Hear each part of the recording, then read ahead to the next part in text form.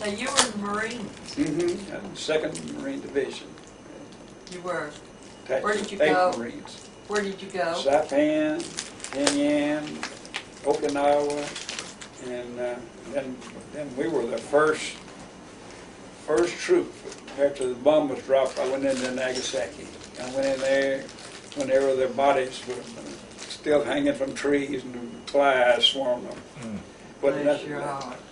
they wouldn't let us walk nowhere. We had to be on wheels of a truck, and nobody could get off. And then when we got where we were going, they wouldn't let us get off the truck till they steamed it, cleaned it. And then we spent one night there. It was off at the way out of town there for the air base building, but the building was still standing, but it was full of glass and everything. Look at all this stuff, Sharon. I love So we stayed over there. The division went in there, and the division stayed. I had to stay 6 months in the service after the war, longer than that, because the division come back to the States. How long was you over there, baby? I was in Japan 9 months after the war. So we stayed till they got it all secured and everybody Were went you in over. on the initial invasion of That's Saipan? what I wore in No, your that's wedding. where I went in as a replacement. But they wasn't, the war wasn't over. You want any pictures of Roy? And they called us Did you get out that on your from San Diego, camera? Of him group. being in We service? lined up one morning, they said, all these names now, your We don't name have is any called. Oh, okay. You have 15 Anyway. minutes to get your gear, be on that truck. The truck was sitting there. They called us names out. We didn't know, didn't say nothing. This is the way I looked at your Didn't know where I wedding. was going till I got there. You could have been there. Yes, when I first come back, well, I would even be scared to even go out.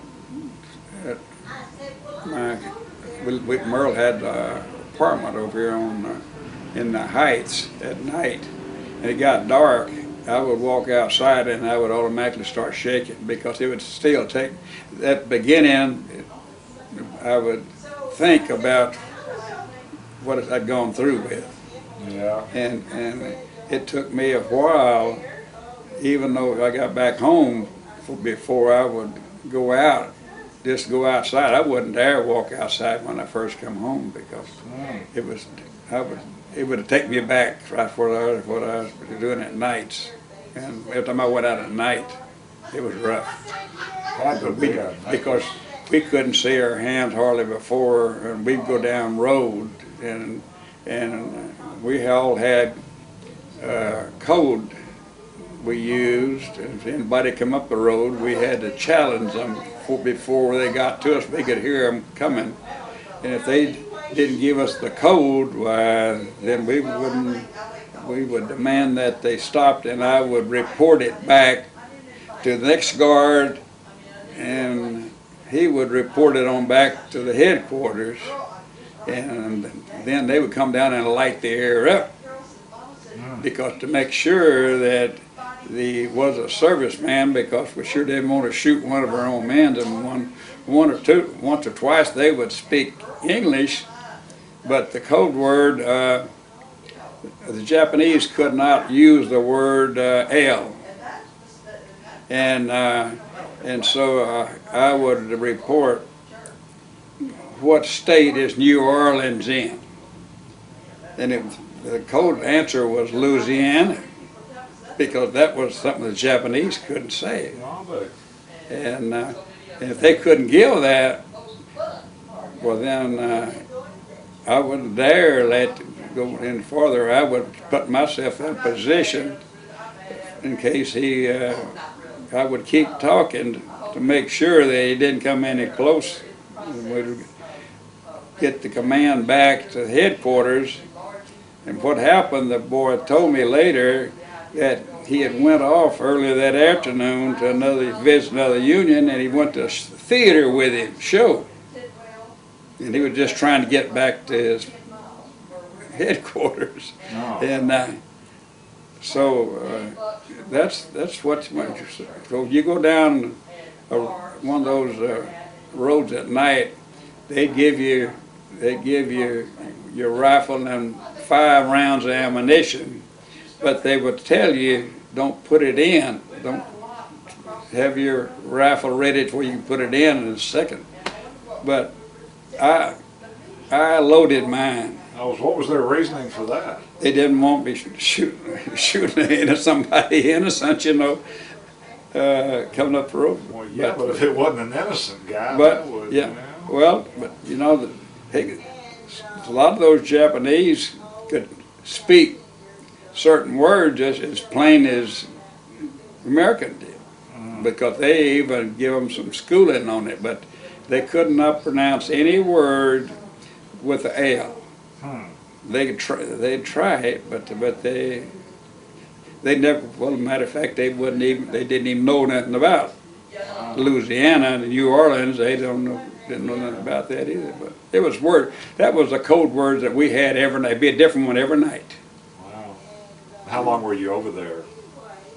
Went over in '44 and come back in '46, because after Saipan finished there, we invaded Okinawa on the first day of April Fool's Day. I'll never forget that one.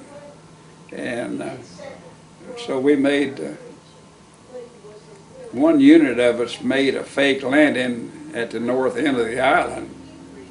And we had all of the ships, even the battleship of Texas was sitting right out there blasting the shorelines, and the planes were flying low and put smoke screens up where they couldn't see them. We was way out early in the morning. They could see we were circling.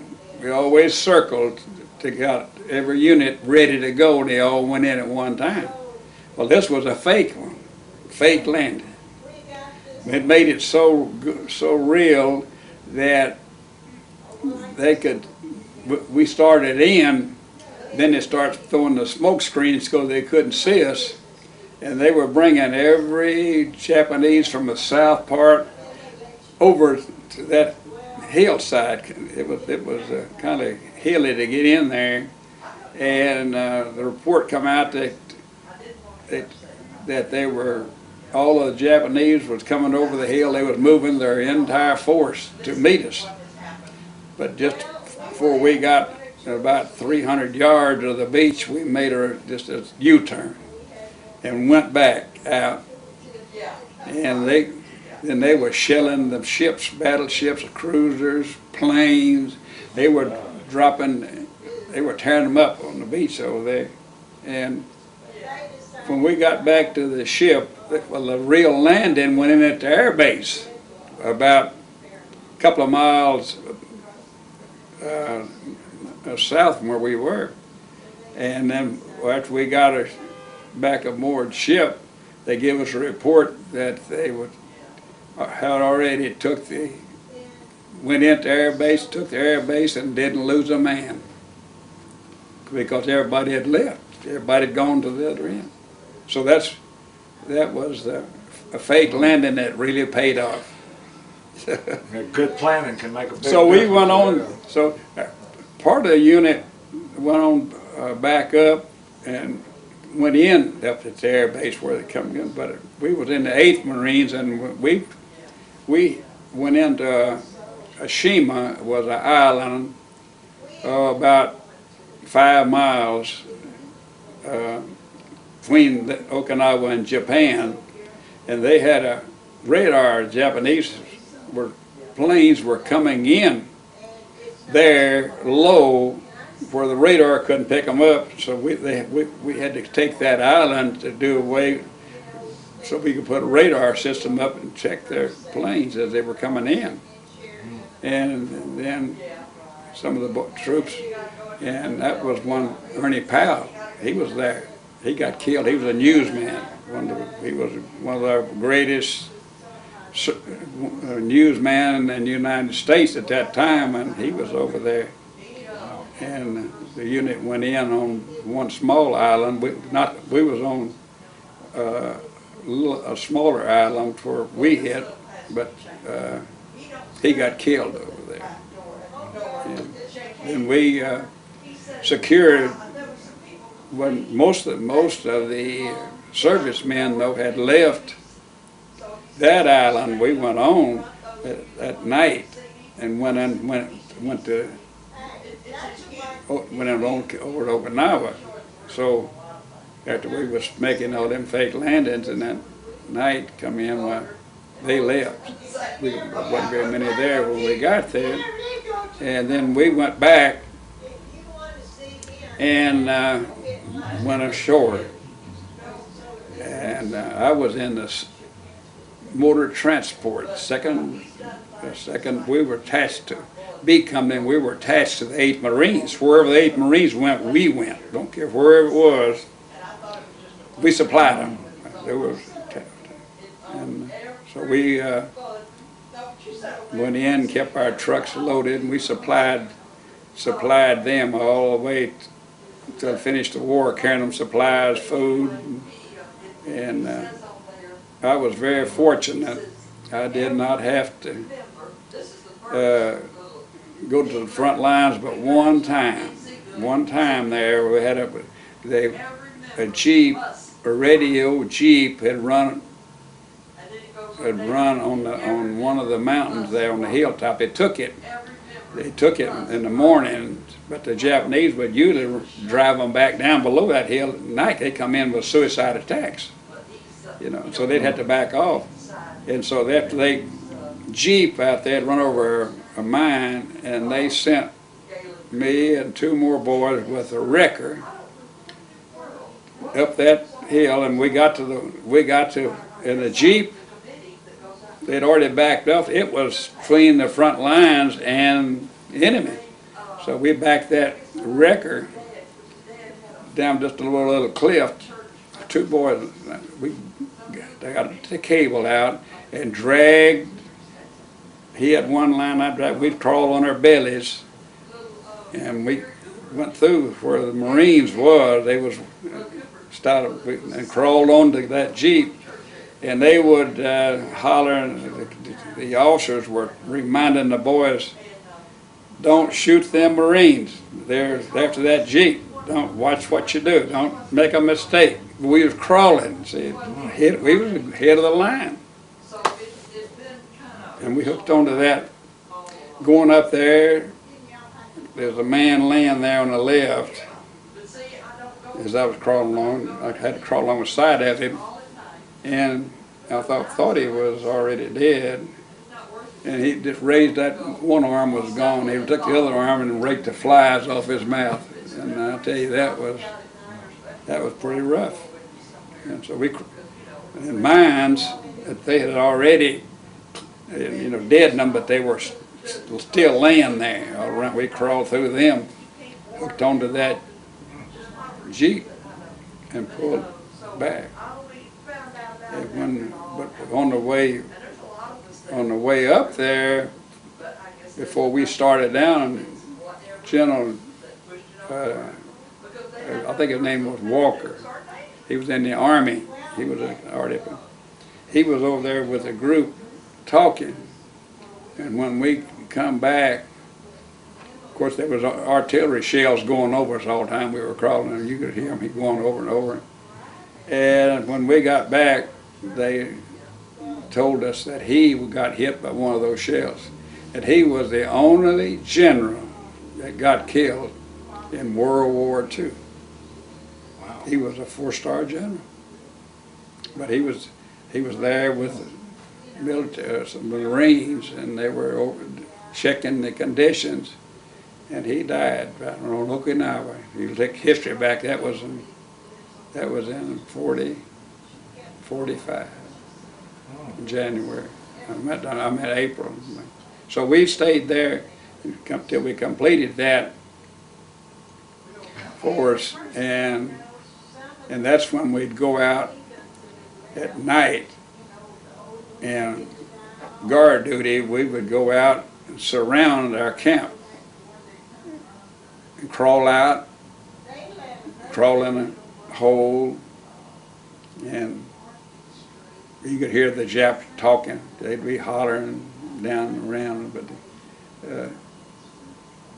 but they would, next day, one day there we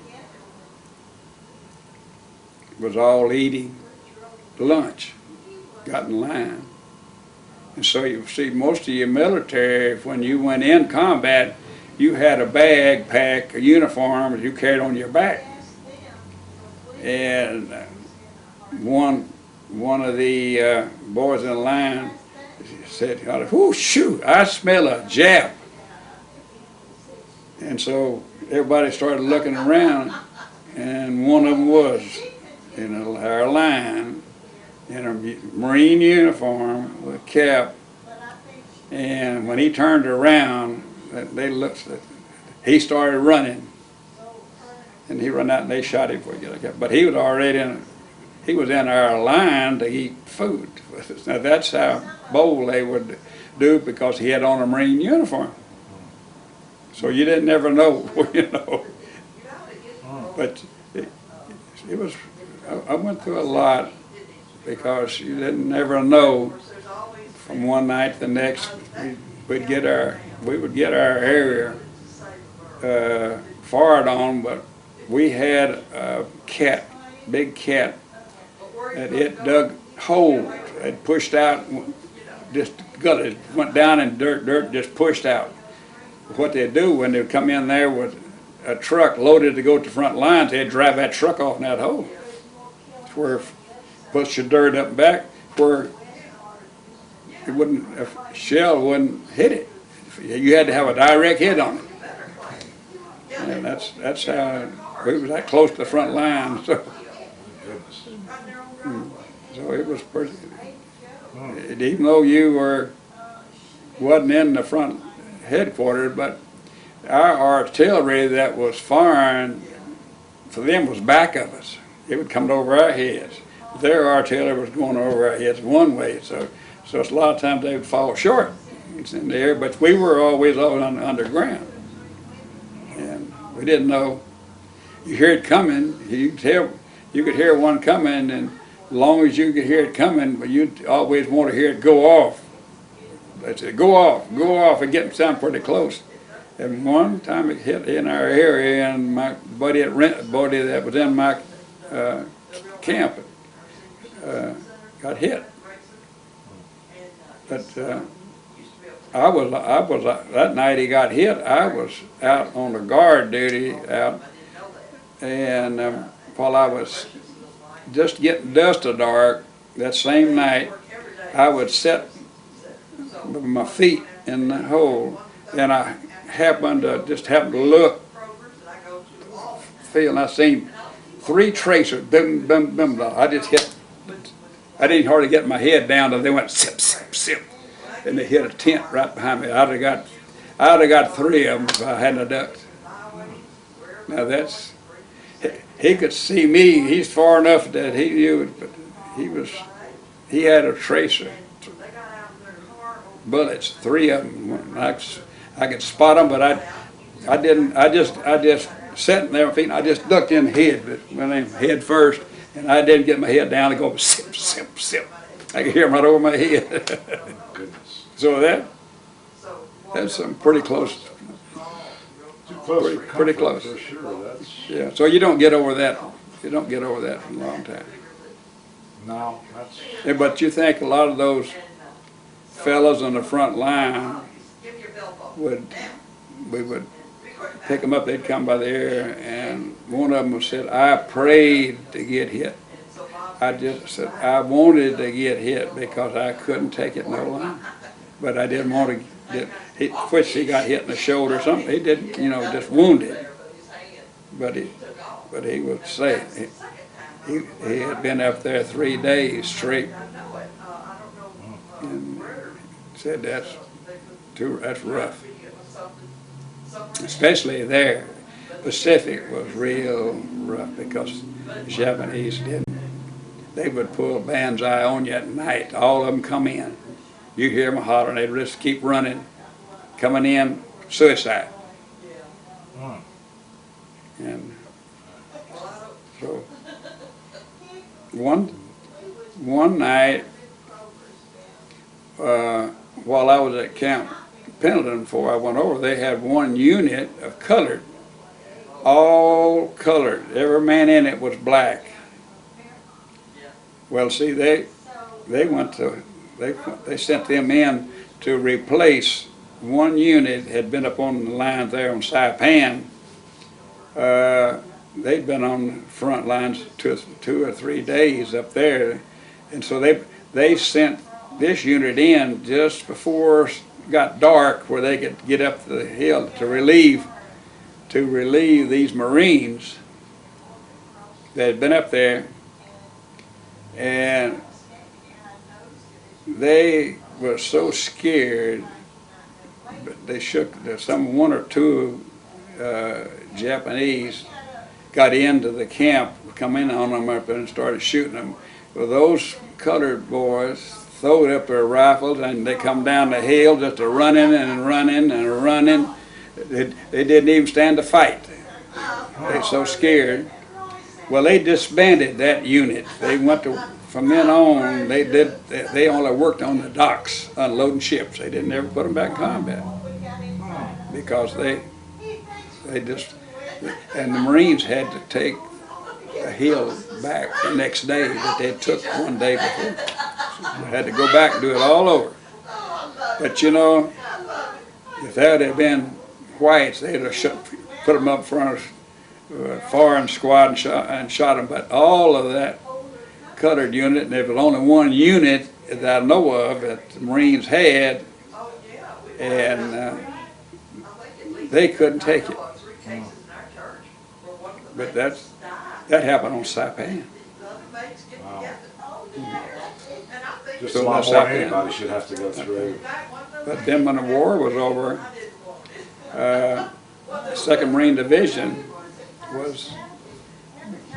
we were loading the ships at the time the Japanese surrendered, because I was working at the docks and we already had some of our trucks aboard ship for invasion of Japan.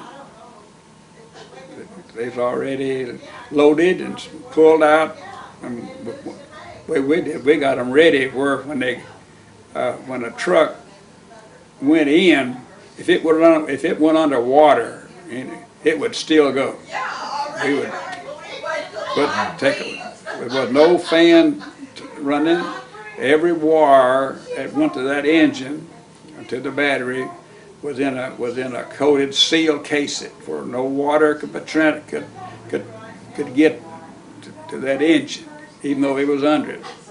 The gas cap was sealed up, and it had a line that stuck up where, you know, it wouldn't seal off the tank, where air could get in, where the pump could work. But we had them trucks fixed. If it went under, it would go right on. Didn't stop it. It'd go outside on water. It'd come out the other side. Wow. So that's what we were doing. We did that to all the trucks and equipment to get them ready to go in.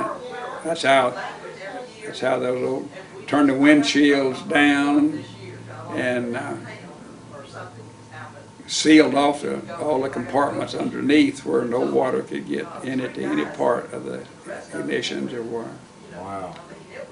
But anyway, Well, the necessity is the mother of invention, it sounds like. yeah, but I never did see one of them work, but I've heard a lot of them talk about on other invasions of Saipan and stuff where they did. They hit a reef out, you know, they went in and run into a reef out 300 or 400 yards. Well, between that reef and the shore, they run into a deep hole. And they was always, and that truck is pulling a trailer behind it with nothing but ammunition. 6-wheel drive, double rear tires in front. They all worked. In other words, they was fixed to go in. They went in with them too. Wow. So we went into Nagasaki 15 days after the bomb was dropped. Went in there, and our ship that we was on, it was a flat bottom LSD.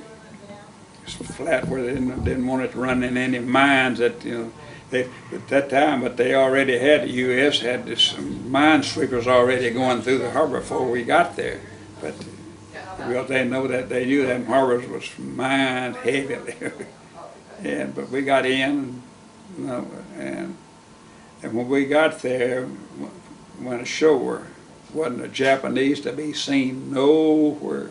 All you could hear was moaning and groaning in little huts that were low over the hill. But walked up to where the bomb left the ground. It cleaned everything out, but when it pushed the stuff up the hill, it went over the hill, but it went on, and then it would drop again. That was something. All the brush was stacked. It was like you'd have pushed it up there with a caterpillar. But the bottom area was clean. It was foundations that thick. Cement was sheared off the end of the ground, and huge lays. They melted them down, and where it was kind of a downhill, that lay run and looked like, when it stopped, it would be like looked like more dark like syrup. It stopped. It melted, all metal. And where they had holes that people that got in, that wasn't enough there but a greasy spot. But that atomic bomb just melted them away. But that was pretty rough. But we wasn't allowed to put our feet on the ground where that bomb hit. We would always be down. We could see down below about, unless a truck. When we went on through there, went on to Kumamoto, Japan. That's about, I guess about 40 miles in. There's a camp there where it used to be the Japanese training camp for officers. Well, that's where we went in, and then that's where we picked up all ammunition, equipment, everything the Japanese had, swords, and then everything we had. I've got 2 of them out there right now that I brought from there. Wow. Matter of fact, I'd go. While you said you ought to go get you a couple.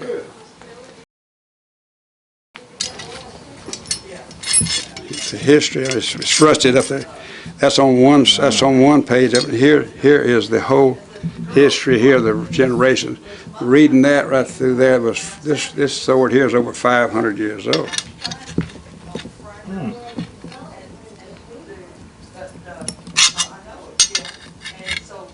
You feel that piece of metal there? They use the whole piece of metal. Yeah, but this one here was a real old.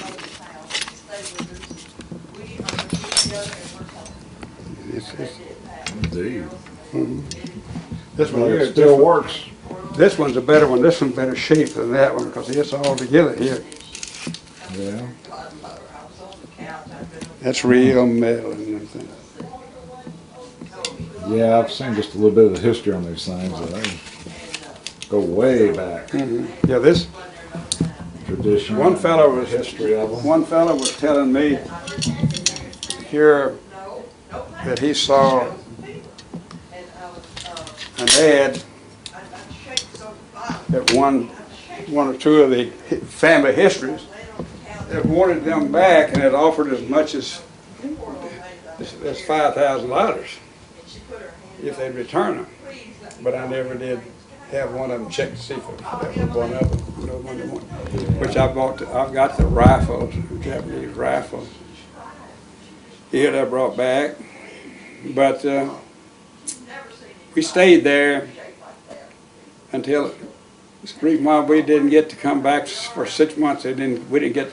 The whole division went in, and the whole division came back out at one time. So therefore, we had to stay till we got all the equipment, ammunition, everything that they could find and destroy it. They had equipment up, stuff that's high as this house that they'd bring in there and burn it up and set fire to it. A lot. But they let us each man could have 2 of them swords. I took them back. Anyway, you're busy over there. I don't care what you're either, the Marines, you're either getting ready for combat or going home or fight. You didn't have any just sitting around between time. We were either getting ready or going home or getting ready to go again. 50% of every Marine, that was about what they lost about 50%. Because they went into every battle. They made the major landings all over the Pacific, from Guadalcanal, Tarawa, Marshall Islands, Marianas. Well, I just personally want to know, for you to know how much I appreciate what you did. Because I don't know if I could have done it. Well, you know, that's... It's one of the things about what you're called to do. You'd be surprised what you can do for yourself. Because I was, at the time, Vietnam was going on when I got out of high school. And they were just starting to bring people back, and it was starting to look like the war was over. And I done made up my mind, if I get drafted, I will go and do everything until they tell me to go over there, because I'm not going to go over there. It wasn't a declared war. Right, and what I had seen, I said, this just is not going to be worth it to me. But, because I knew personally about 3 people that went over there, and all 3 of them just were never the same. Well, let's say this about the Marine Corps. They trained you. Yeah. We lived out at Camp Pendleton, and we called them, they were Little Tokyo, Little Berlin. Those were our camp names. You stood up and eat. You eat just like, you eat rations. You sitting right here in the United States. You eat what you're going to eat over there. Get you used to it. Yeah. You walk out and stand up at a table and eat. You couldn't even. Little Tokyo just out in the air. All they had was a tent and camp that they made up overnight. They could move it, and they could move anything within 5 hours and be gone with it. Because on any island we was on, we were never assured that one night we'd be there the next. That's what they told us. Be ready to go anytime. So you wasn't allowed to leave base unless you were signed out and know where you were going anytime, even on Saipan. So it was pretty tough. Of course, wasn't nothing to go to. Wasn't no buildings, wasn't no. Just like it was there on Saipan, they had a big sugar mill and a community around it, but the Japanese stay in every building until they fight to the last one. And in Okinawa, on Naha, that's where they had their air base. That's up there pretty close where the fake landing was made. It was a pretty nice little city. But there wasn't a building left standing because the Japanese, they had stone and brick buildings, and they fought to their death. No prisoners. We never did see a prisoner. It was always strange to me how they would devote their lives to an emperor that said, we got to go take this over here, and you're going to give your life for it. And I was one of those, I guess, I just was, I knew I wouldn't make a good soldier because I would go, wait a minute, we need to discuss this plan here. Yeah, see, those that pulled, they call them banzai. What the Japanese call them, suicide night. They got, I did have some of the ribbons to be a Japanese, like the flag, they'd be put around their head, and they'd have a ceremony, and they'd have their funerals before they ever started. They pretty well did. They were going to. Wasn't coming back. And the planes was doing the same thing, because they're on Okinawa, in the area we coming in, they'd be flying right between them, looking for a destroyer, but they didn't want to shoot. They wouldn't attack just a cargo ship. They wanted to hit military ships, and they'd go into sides. And sometimes they wouldn't even explode. They'd just get their tail and all sticking out. Come on up. But they was suicide. Well, do you remember what's the first thing you thought when they told you was going home? Well, when the division broke up, but see, they never did tell us we were going home until after we got in Japan. But they told us that we would go home. It probably was somewhere around between the first year and June. Because we were going to have to stay there, 9 months from the time the war ended till June, till they cleaned the whole area up. And so they split up the units. The unit, the 2nd Marine Division was from Virginia and North Carolina, and South Carolina. They were all from the East Coast.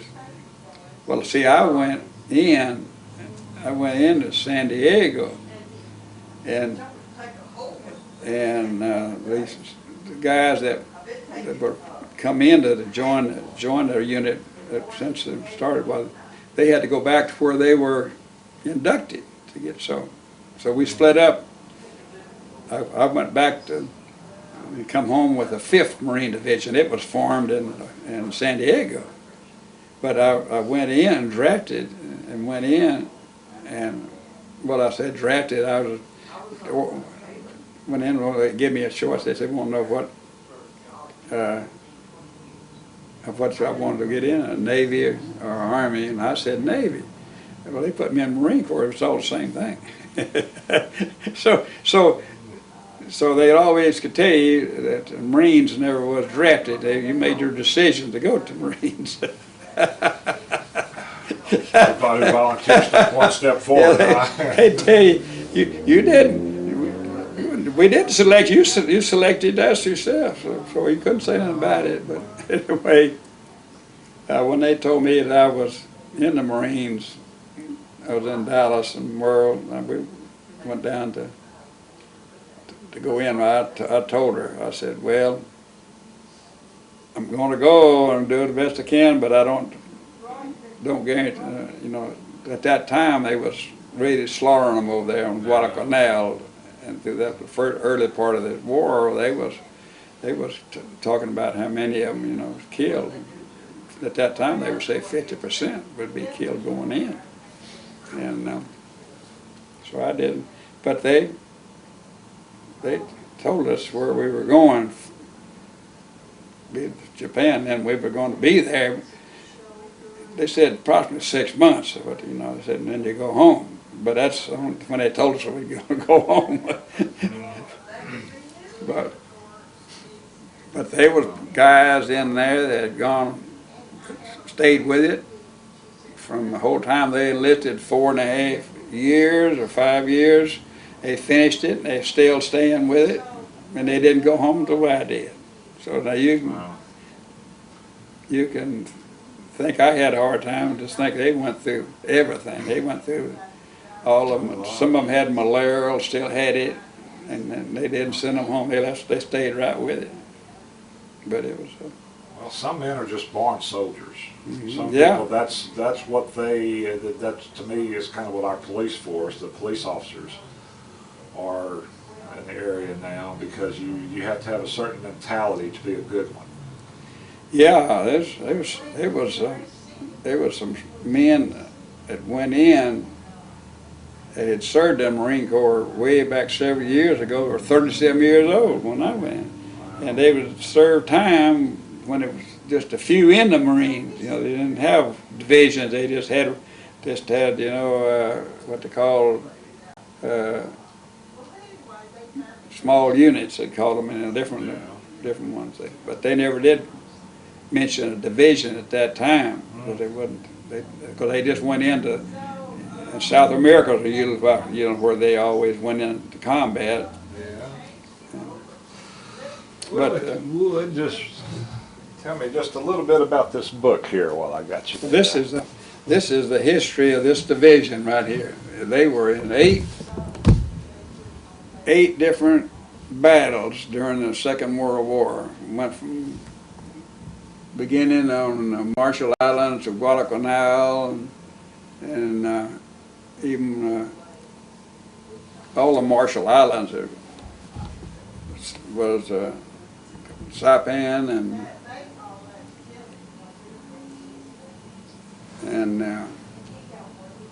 but there's where I went in. I went in when Saipan when they was invading of there.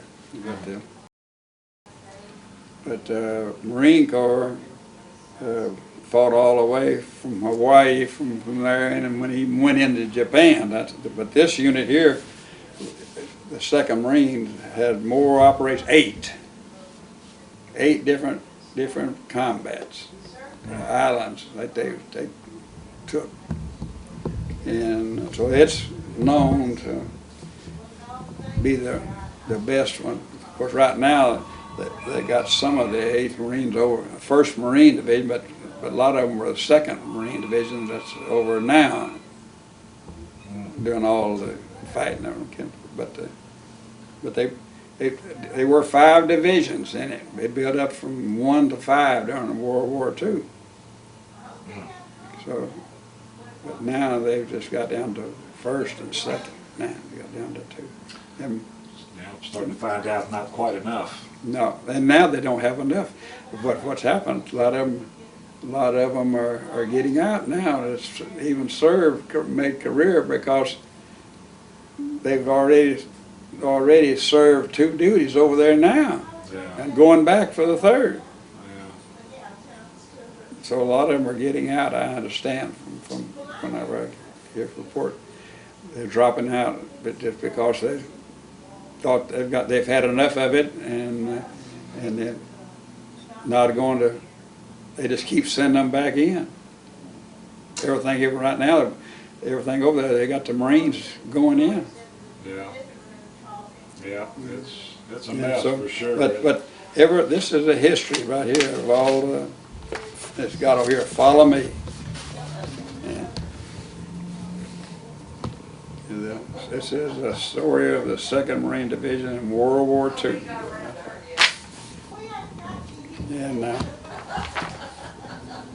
when they went, they never did come back. They didn't retreat. On 1 or 2 units there while they was on Saipan, the Army had 1 unit, and Marines was flanking them. They'd already moved up on both sides of Marines, and they give her back the colonel or general or whatever. Then the Marines got back to the Army, and the commander wanted to know what the holdup is. They said, well, they got a sniper up here.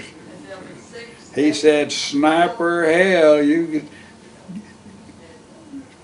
get that bunch going, and they didn't do it. So he relieved him of his duties and brought over some Marines, and then they come up.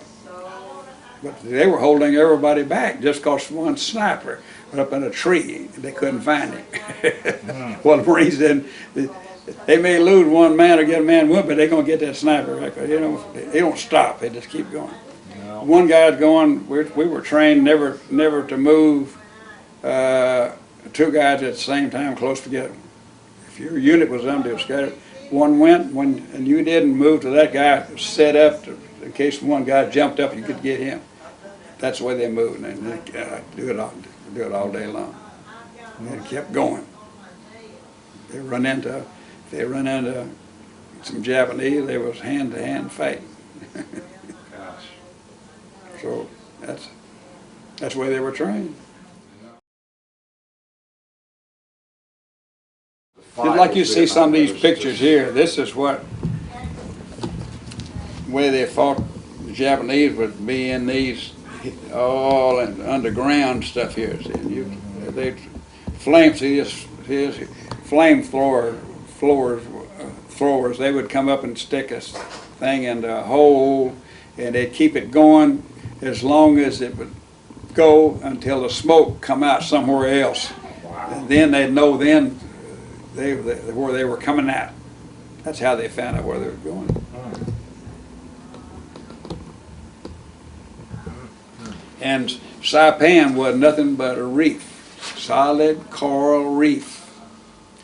Go in holes, you could go anywhere.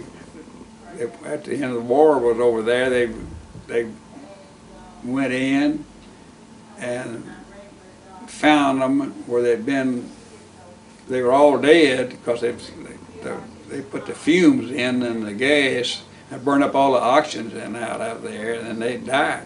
But they'd go down there, it'd be so cold on the ground where they were, their bodies was just like they were when they died.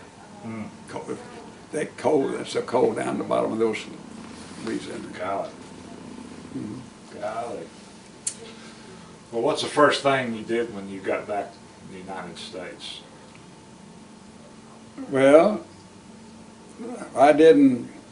first thing I done was I got back, Merle and all of the church group was taking a vacation and going to Colorado.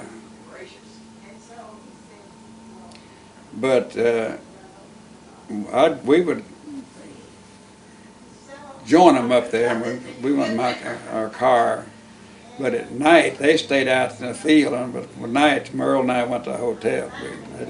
I wouldn't say, even then, even though I was with Merle, everybody I knew and I knew where it was, but out in the hill country, I wouldn't stay there. They said, want to stay all night? No, I stayed all night too many times alone out. And he said, I'm going to a hotel. Well, we'll see you tomorrow morning. But that was a trip we went on, and then I guess I stayed about a month and went to visit all my family and relatives, and then I finally went to work for Seismic Exploration Geophysical Company. They had all of these military trucks that I'd worked on. They used them for seismographical drills and all that. Well, I was a mechanic and welder, and I worked for them 3 years. Just on, because I could tear that truck down and put it back together and it was black because I'd done it so much over there. And so that's how I got the job, because I'd worked in the service, and they were wanting somebody that had experienced one of those big trucks, 6-wheel trucks. They had the same ones that I worked with over there. Nice. The military put them on the market. Had so many of them, and these companies would start off geophysical with them big trucks. Wow. So started there, and still I worked there till I'd worked for Ford Motor Company before that's how I got in mechanics, and how I got into marine replacement, because I'd worked for Ford Motor Mechanics, assembling all of them, a lot of their own equipments and cars and stuff at the Ford plant in Dallas. So I didn't know it was going to lead to that, didn't know everything was going to be so good till I found it, and I didn't know that until we after I got in Marines. They assigned me to motor transport. I took all the training, went through everything with night storm training for combat. Wow. Mm-hmm. That's too late now. Oh, my prescription.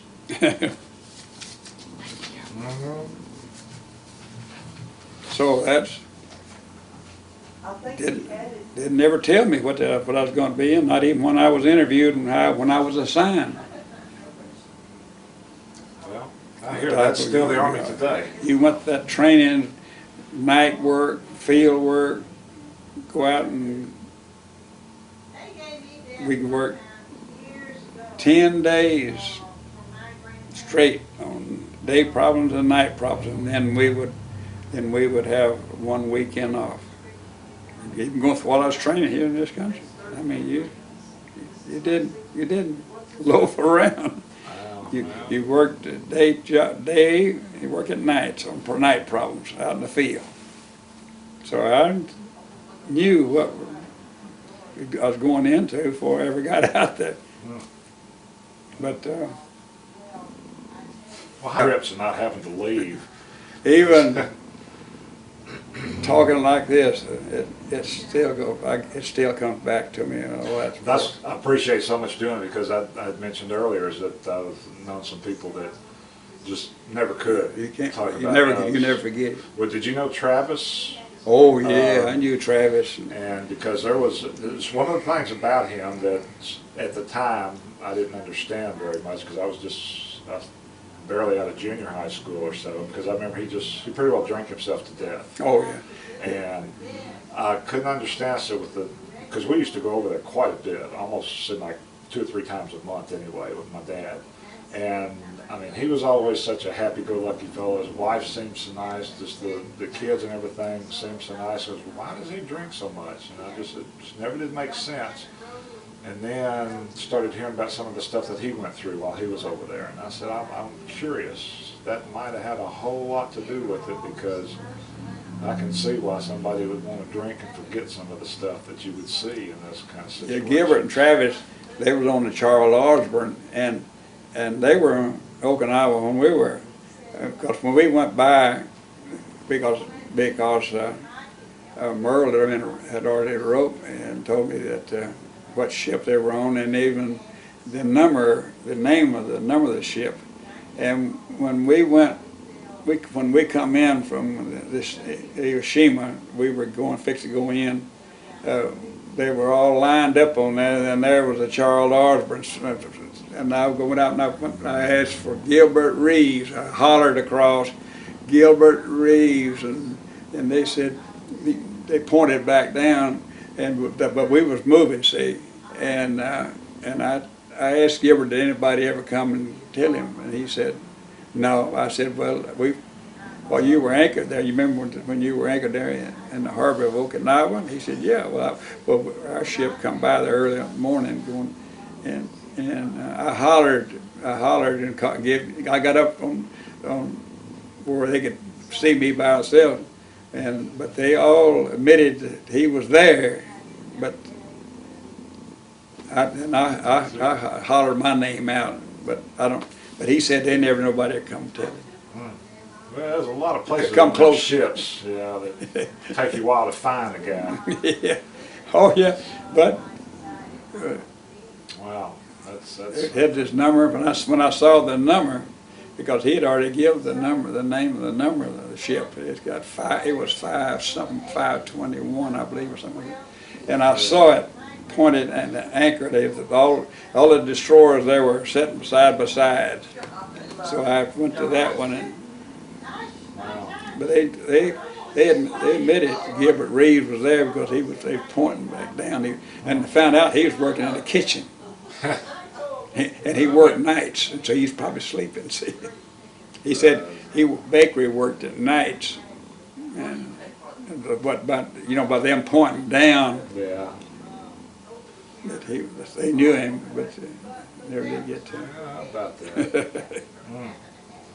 Yeah, because I didn't know he was over there. I just Yeah, knew about he Travis. was out there right to the end of it. Wow. Well, I sure do appreciate because that's That one thing. after effects you don't get over it. That's even but you like them to talk about it. No, you didn't want to talk about it. Exactly. There's But not many. anyway, my granddaughter Denise, that's Sandra's oldest daughter. She married a Marine, and he told her Because he went back to history of the Marine Corps and where seen where when he was in training showed what World War II people went through, and he said, "Well, your granddad has my all the respect I can give. You tell him that I'm real proud of him and thankful for what he did, because I've seen in the history of what they all went through during that war." And said,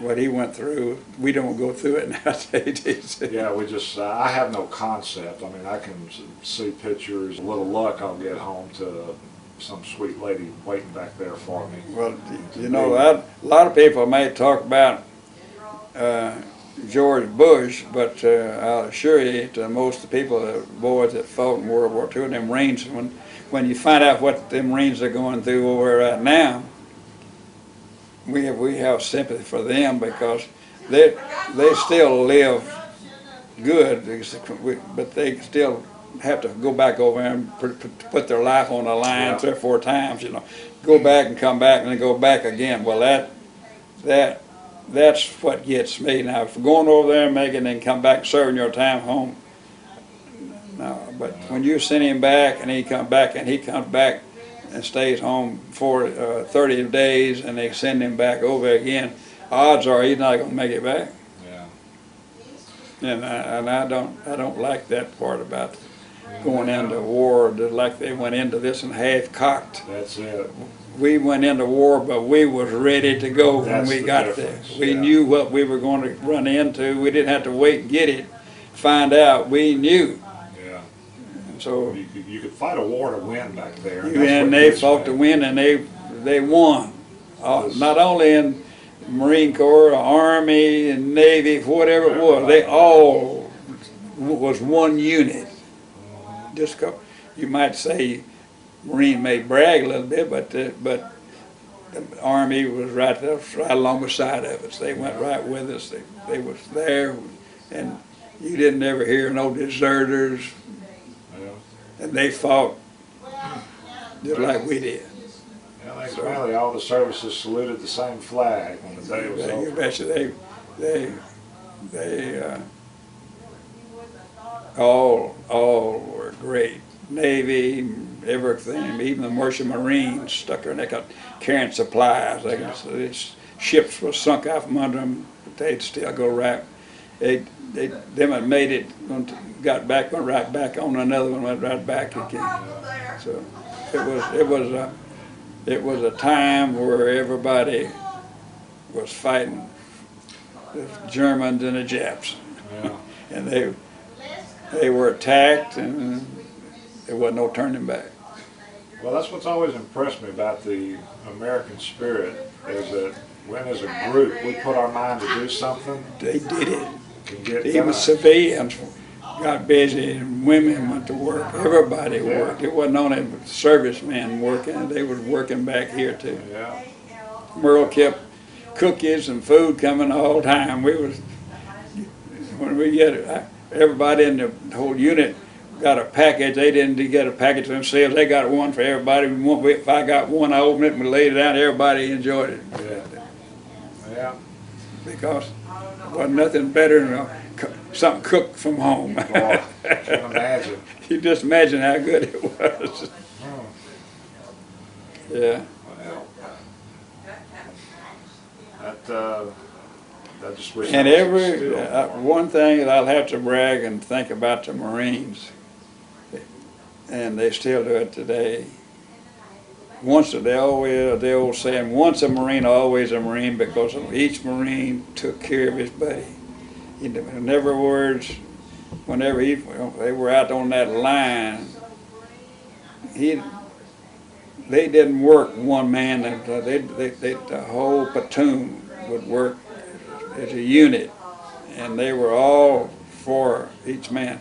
But they would, when one got hit and died or killed, they would always, if he was wounded, they would have signals to corpsmen. They'd notify them if he was wounded one and go on. They never would stop.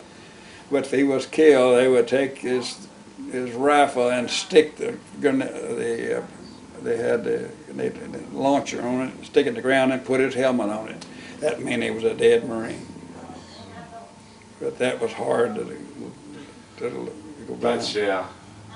Somebody is, well, if he was with you there, he'd been with you all in camp. Yeah. That's That was hard. yeah, because you can't take time to No, think you can't. about it. You can't stop. You can't stop because you're interfering. If you took it seriously, and because you was trained, Yeah. it was going to happen.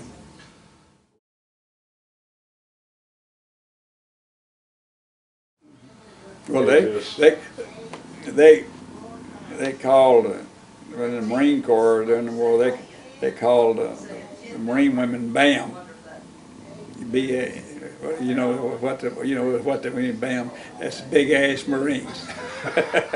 they worked in the office. They never did have anything to do, but they just did the typewriter work and work in the kitchen and stuff like that. But they that's the big thing they call them BAM.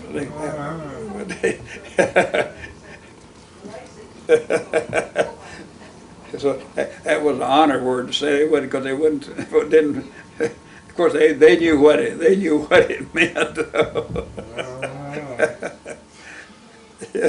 Well, couldn't have done it without them, No, though. they were taking the place of a man before he, he could be used somewhere else, and they fulfilled their job 100% too. I mean, they was working.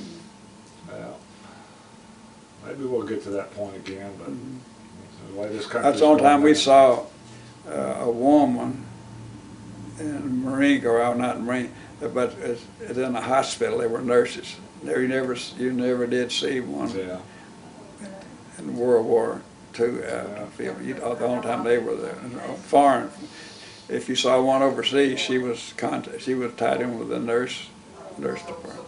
Yeah. But she didn't get out in the field. They had Navy corpsmen, men that worked with the Marines, because we were part of their unit anyway.